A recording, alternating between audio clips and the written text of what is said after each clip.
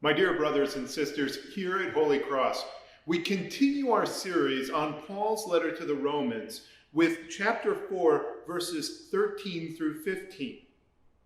Now, in these chapters, Paul will continue his conversation about Abraham and the promise of God that has been given to Abraham through grace and received in faith. Now, one of the things that you are probably wondering is, how does Paul get away with, in some ways, rewriting the story of salvation history?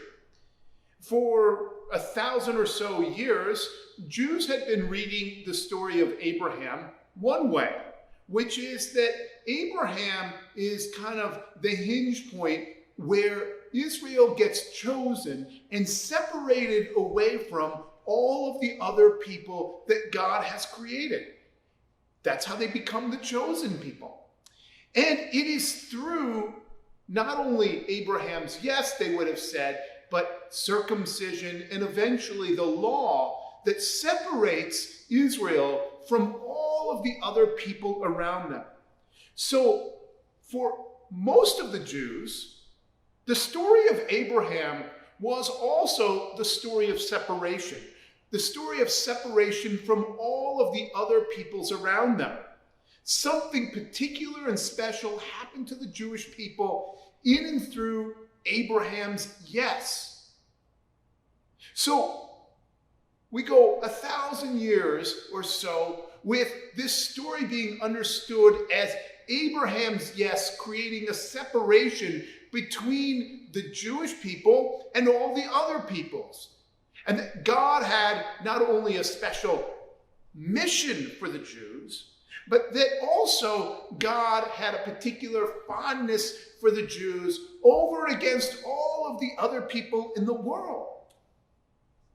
Now, this story was being read in some ways in a very similar way over these 1,000 years or so. Oh, yes, there were variations to how the story was read, but ultimately, Abraham was seen as that point in which Jews separated in what their responsibility was to God from the rest of the people. And so, we have, in many ways, a story of separation that's being told by the Jewish people, especially in the Second Temple Judaism. Now, that Second Temple Judaism is that time between when the temple is rebuilt under the Persian Empire and until the Romans destroy the temple. So, Paul is living in that Second Temple time, at the end of the Second Temple time, nonetheless in the Second Temple time. And all of the Jews are concerned with, when is the Messiah going to come so that we can get rid of all of these heathens that we are supposed to be separate from? Not only cleanse the temple, but cleanse the people of Israel finally, permanently, once and for all. But something strange happens. God does send a Messiah, but the Messiah doesn't exactly do what most Jews think the Messiah will do. Instead of coming and creating even more separation between Jews and Gentiles, this Messiah, Jesus, he comes and he not only knocks down the wall, but he says, look, my Father Yahweh created not only the Jews, he created all of the people. And not only did he create all of the people, he also created everything that exists. And so all of these walls of separation between things that God has created, we got to get rid of them. No longer, Jesus would say, is the chosenness of the Jews about separation. The chosenness of the Jews, it turns out, is about leading the rest of the people in all of the world to understand what it is that Yahweh is up to. So now, when Paul has Jesus come to him, And Jesus says, Saul, Saul, why are you hurting me? Why are you hurting my followers? Why are you doing this? And when Saul's eyes are open and when Saul becomes Paul, the story of Israel and Abraham can no longer make sense in how he read it before. Jesus not only is seen as some point of fulfillment in salvation history, but Jesus changes the way the narrative of salvation history is read.